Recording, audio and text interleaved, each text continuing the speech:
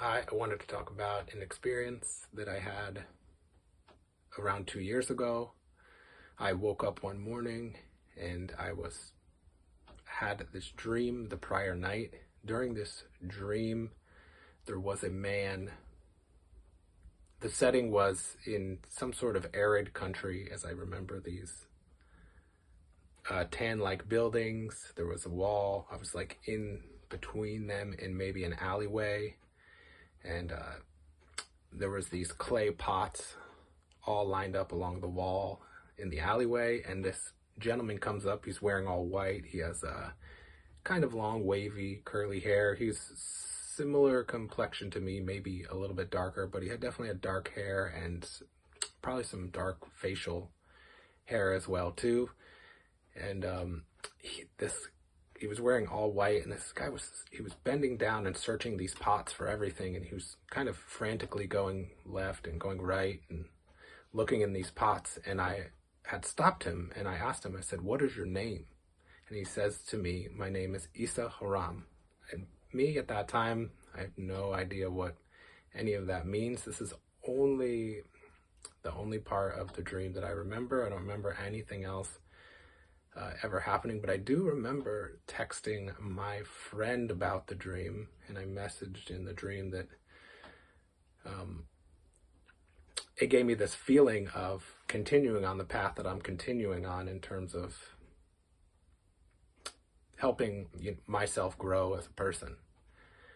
And I didn't know what either of those names mean, but recently converting to Islam, I had learned that Isa is Jesus and Haram is something that is frowned upon in Islam. So looking back at this dream now, I think it points towards this Christian version of Jesus and how bad it is, how destructive to society it is. Because one of the first reasons is it bodes towards idol worship.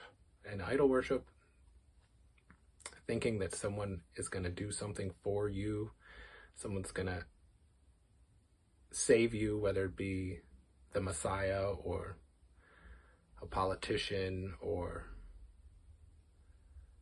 some institution is going to save you, is irresponsible on your own part. It causes you to not take accountability for your actions. So I believe this is a story.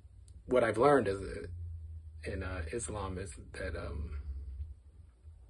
and especially speaking to some Christians about Islam, is Jesus is going to save me.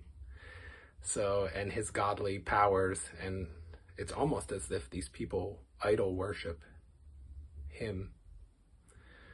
So that is one thing that I find very destructive to building healthy societies.